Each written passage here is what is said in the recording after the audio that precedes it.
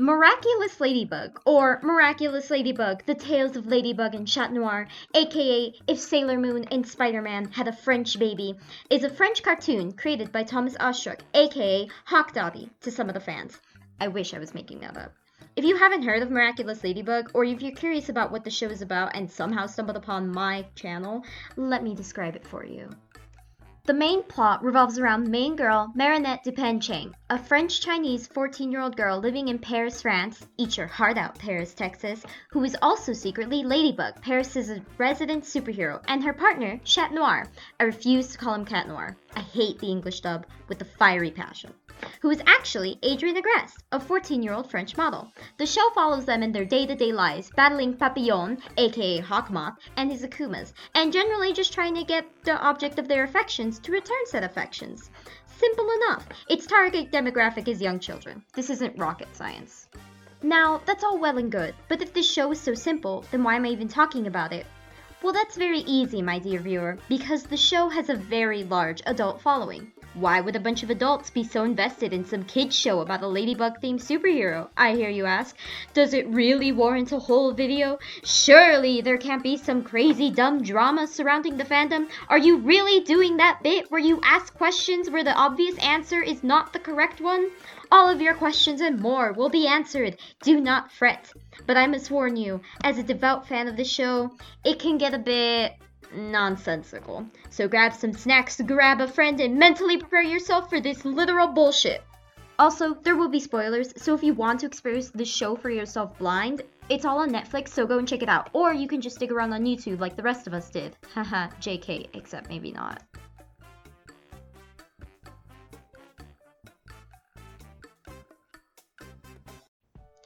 As I said previously, Miraculous is a show targeted for children but has a rather large adult following. Part of this is the premise. Magical girl meets mainstream superhero? That sounds super cool as a concept, especially during this return of superheroes in mainstream media.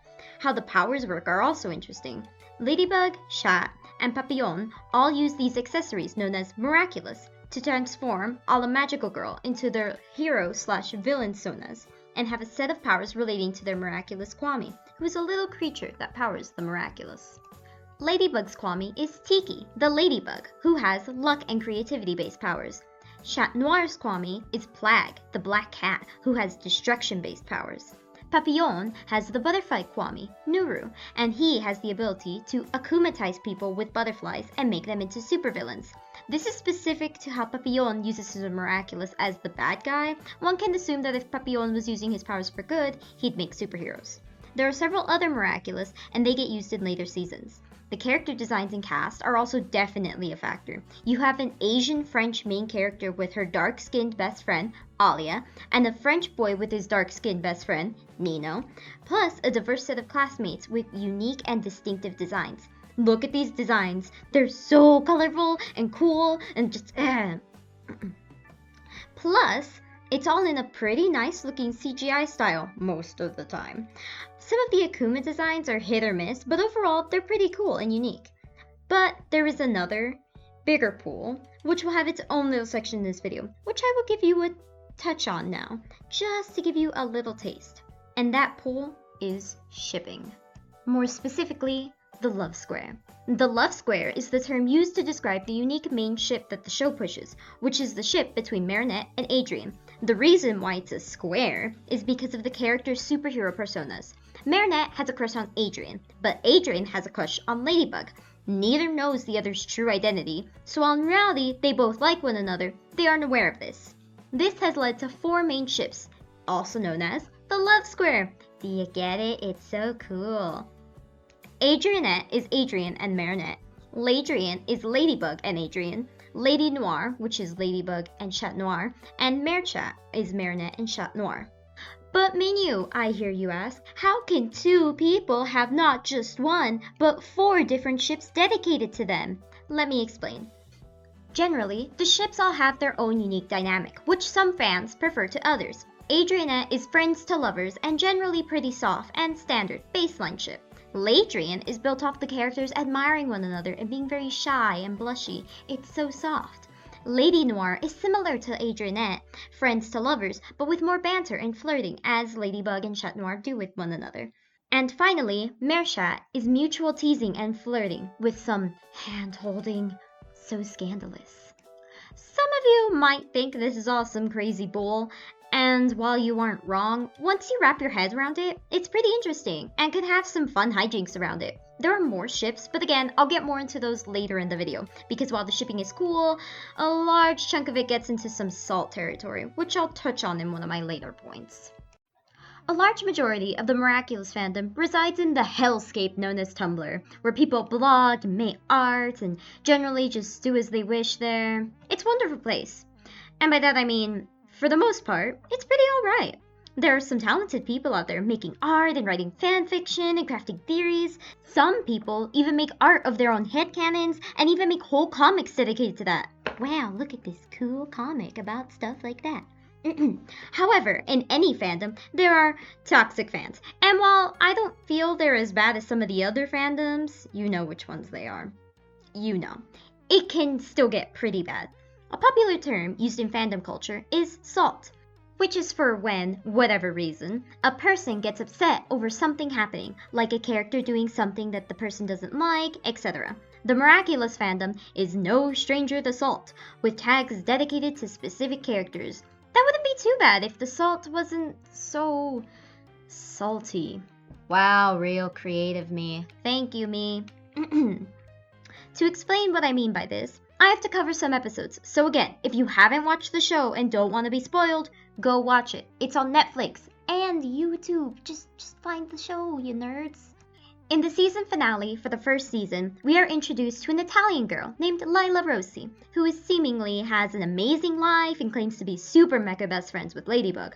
Obviously, she isn't super mega best friends with Ladybug, and she doesn't really have an amazing life. And through some contrived events, she attempts to woo Adrian by claiming that she too is a superhero, but she's even stronger and cooler than Ladybug. Ladybug swoops in and chews out Lila, which results in Lila getting akumatized. Ladybug and Chat Noir save the day, and the episode ends with Lila proclaiming her hate for Ladybug. When Lila returns to the class in Season 3, yes! Season 3! Episode 1, she lied and said she was in a chew the whole time, doing charity work or some bullshit, while in reality, she was bunkering down in her room the whole time. She's still claiming to be Ladybug's best friend and is lying about having various ailments and illnesses to get the class to do her bidding. This results in everyone moving seats so Lila can sit in the front next to Adrian and have Marinette sit alone in the back. Marinette calls Lila out, but for whatever reason, the class sides with Lila.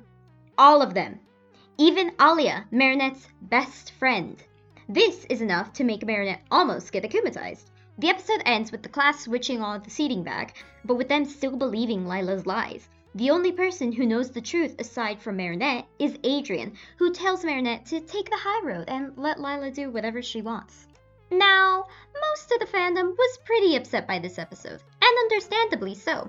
The entire class sides with Lila and her lies, versus good friend, everyday Ladybug Marinette. The only person who doesn't believe Lila says that instead of trying to bring the truth to light, that they should let Lila continue to deceive their classmates. This all snowballed and led to the Salters, the people who create exclusively salt content.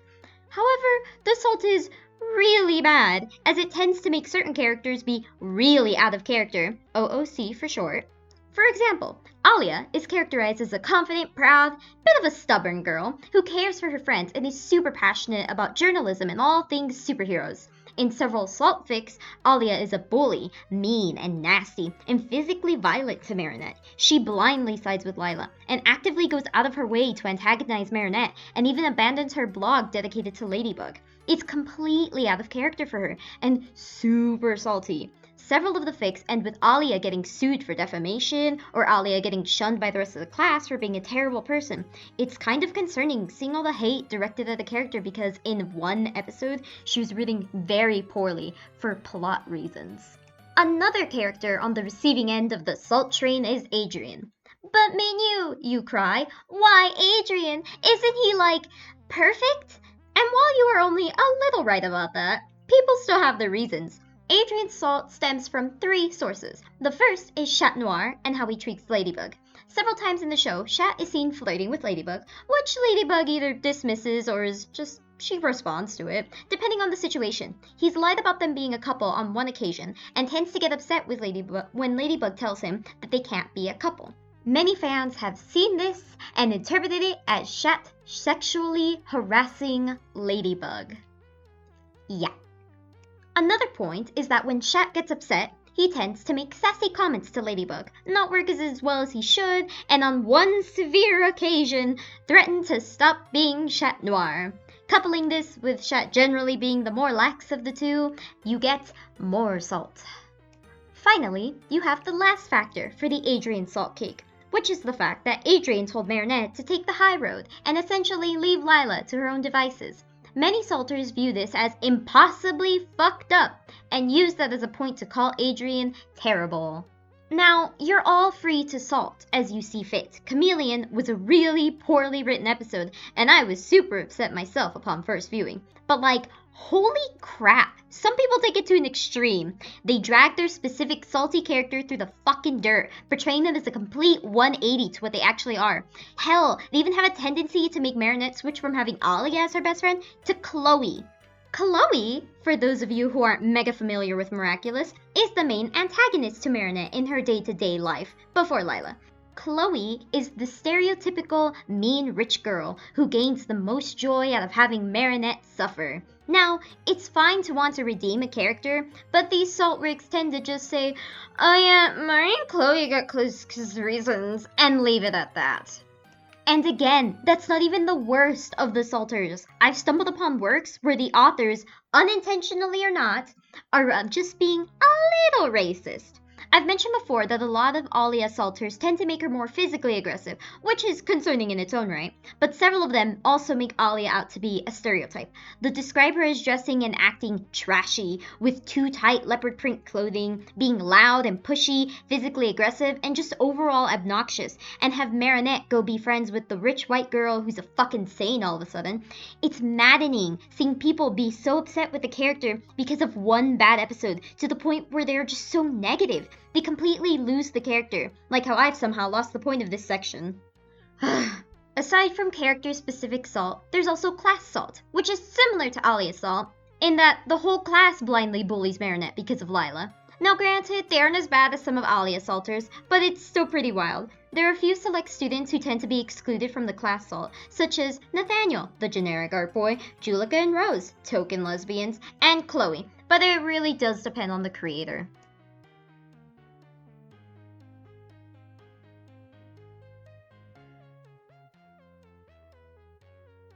Now, I've already touched on the topic of the love square, but the love square isn't the only ship in this show.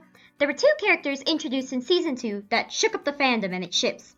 Kagami Tsurugi and Luca Kofane are characters that are met with mixed feelings at this point in time, each having their own stands and antis, as you do. Kagami is a Japanese student meant to, properly, rival Marinette for Adrian's affections. And by properly rival, I mean Adrian also likes Kagami. Wild concept, I know. She is smart, confident, a bit blunt, but overall has many things in common with Adrian. She also has dark hair and dresses in red, like Ladybug. Her ship with Adrian, Adragami, is not that popular, or at the very least has started to come back in popularity.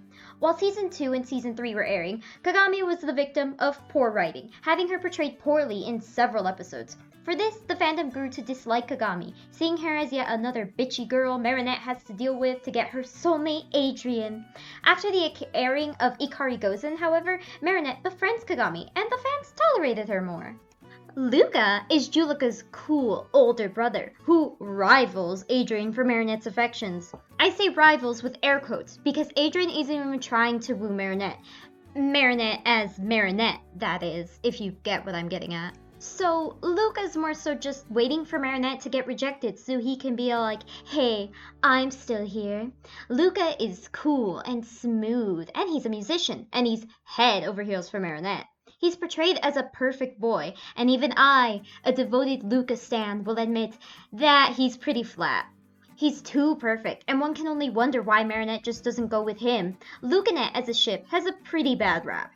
It started as a rare pair, as at the time when Luca was introduced, there wasn't much wrong with the love square to warrant people wanting a rival for Sunshine Boy Adrian. However, following Silencer, a season 3 episode in which Luca gets akumatized because someone is really shitty to Marinette, coupled with chameleon salt, and Lucanette shot up to infamy. I say infamy as Lucanette shippers are, in large majority, salt shippers. They grew tired of Adrian not really recognizing Marinette as someone who he liked romantically, and slapped her with the first guy who showed Marinette interest. Not all of Lucanette's shippers are like that, but that's what most of them are seen as. The main pairing for Saltworks does tend to be Lucanette, but that's mostly just Mari and Luca got together 'cause reasons, I guess. Another ship that has gained some notoriety is Philinette, or Felix and Marinette. Felix is Adrian's cousin in the show's canon, but was initially going to be Adrian in the show. He was scrapped, but because he was still known about, prior to him getting a proper role in the show, many fans took him and created a really interesting character of their own. When Felix proper appeared in all of his terrible, terrible glory, the fandom adapted and continued to produce content for Philinette. While some of this ship roots are slightly salt-based, a good chunk of it is pure passion and creativity, and I think Philinette has some of the best content in the fandom, quality-wise, at least. Of course, there are other ships in the fandom. Kagaminette is a popular one, with Kagami and Marinette getting together, because hell yeah, lesbians. Another one is Luke Adrian, with Luke and Adrian getting together, because hell yeah, gays. Each ship has its own interesting dynamic, but aside from that and a few other weird ships with the main cast, there's one pairing that has risen to power out of literally nowhere. Merebat. Merebat is a crossover pairing between Marinette and Damian Wayne of the Batman series. It can all be traced back to Tumblr user Ozmav, who created the AU in which Marinette and her class travel to Gotham City, and Marinette means Damien. The fics range anywhere from general sweet fluff to a huge salt fest, but to many fans, it just became popular overnight. Some despise the ship, others adore it. I personally am kind of indifferent towards it. I've read some Merebat fics where I really like the writing, and others where I'm not a super big fan. I don't know much about DC Comics, so yeah, that's my take. Honestly though, mad props to Ozmav, because that's such an out there kind of ship to get popular, especially considering it's a crossover ship. You should go check them out, they're probably really cool. Now, for the most part, Miraculous is an inoffensive kids show, but there are still some things that have happened that the fandom isn't super cool with. One of the biggest things is the writing, as while most of the early episodes have pretty decent writing, in later seasons, the writing can be a bit out there, and the show suffers for it. Between episodes where characters are written really out of character, to an episode where it hits you over the head that we're supposed to pity a character because they have a kind of bad home life, it swings back and forth. Examples for the latter being very Chloe-centric episodes, where it's suddenly brought up to us that, aw man, Chloe's mom sucks, and we're supposed to excuse all the terrible actions Chloe has done. Now see, that is already kind of poor writing, but what makes it even worse is the fact that these things are feeling like they're leading Chloe to being redeemed in some way, which honestly would have been super awesome. Except that for whatever reason, the writing team dropped that ball in season 3's finale, instead choosing to have Chloe completely side with Papillon and cement herself as a bad guy. A lot of the fans disliked that, but Ostrich just said that she was always supposed to represent bitchy mean girls who never change, no matter what. Though, if this is supposed to be a kid's show, wouldn't it be better to show that, yeah, there will be some terrible people in life, like Lila, but some people can change, like Chloe. You already have Lila set up as this terrible character who hates Ladybug and Marinette. Why have Chloe, who has shown how much she wants to be a hero and prove herself, go down the same path? What kind of a message are you sending to kids? Additionally, somewhat tying into shipping, many people have issues with how the love rivals are compared to one another. Luke and Adrian are love rivals, as both ultimately wants Marinette's affection. Adrian wants Ladybug, but Ladybug is Marinette, so like same diff, I guess.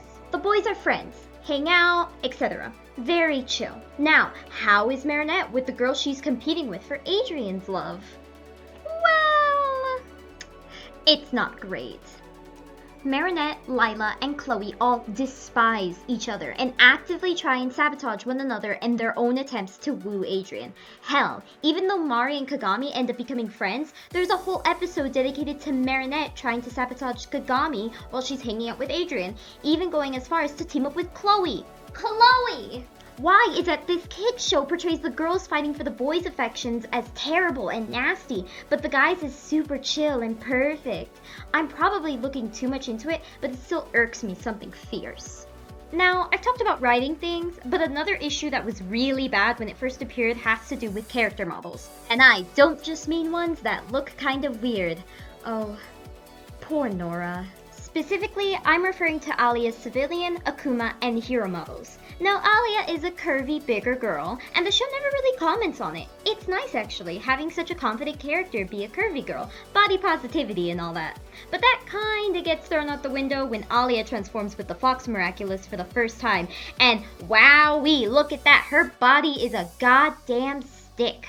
A lot of people noticed that immediately, and it was not great. Now, because animation is expensive, it's a little understandable if they decide to use Ladybug's hero model and just reskin it for Alia in hero form. But that argument falls flat on its ass when the show has already shown Alia in Akuma form in all her curved glory. Now, I have a tiny theory as to why Alia's waist suddenly becomes a toothpick.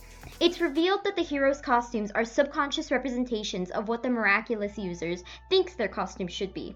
And if Alia admires Ladybug so much that her hero costume is very similar, maybe Alia subconsciously wishes she was the same build as Ladybug. I know I'm most likely wrong, and I hope to God I'm 100% wrong, because holy fuck, if that were the case, that's super shitty. On the topic of heroes' costumes, many people, including myself, have noticed that while the boys' costumes have a bit more variety to them, the girls' can easily be summed up as just themed spandex. If we're being honest, it's probably a monetary thing, but if they can go out of their way to alter the boys' costumes a little more, they could go out of their way to alter the girls' costumes a little more. Especially when Marinette's supposed to be a fashion designer and her costume is literally just a skin-tight bodysuit with spots on it. But hey, what are you gonna do? And a lot of the fandom has tried redesigning some of the hero costumes, which are really cool. However, that also ties into a big issue some fan creators have with the real creators, specifically with the stealing of ideas. One recent example is with some toys that were just unveiled. One has Ladybug in a new hero costume, one that looks very similar to Tumblr users Simply Stephanie Ray's design. I've heard about other instances of the crew stealing ideas from the fandom, but I can't recall what they are, so we'll move on. You can look at the design and make a judgment for yourself. You may remember that I mentioned that another name for Thomas Ostruck among the fans is Hawk Daddy. Now, from what I've found, this originated from the fans, but Tomas seems pretty okay with it. Personally, I find it a bit weird, mainly because it is a kids show Thomas has, and I don't know how weirded out some people would be finding out the main creator is being referred to as Hawk Daddy. The last issue people have with the show, that I'm going to bring up, is how much Marinette gets dealt a shit hand. The show goes out of its way to push Marinette down, have her always apologizing for things that aren't her fault, having her embarrass herself over and over. She just gets pummeled. Maybe it's just to make her more relatable, but personally, it makes me cringe in such a way that I genuinely have skipped some episodes. I get into examples, but I know if I do, I'd start cringing. So, this has been my weird rant about Miraculous Ladybug and its fandom, and whatever else I decide to throw in there. I'm well aware it's a little everywhere, and I most likely didn't cover every topic I could, but I'm really just dipping my toe into this video type. If you all liked it, I could try making more videos like this, but about other fandoms, or even more in-depth about certain topics about Miraculous. Either way, I hope you all enjoyed the video. If you want to see more from me, go ahead and check out the rest of my videos, and if you enjoyed them, consider subscribing. If you're already subscribed, consider donating to my Ko-Fi, or following me on my other social media accounts. I hope you all have a lovely rest of your day. Peace out!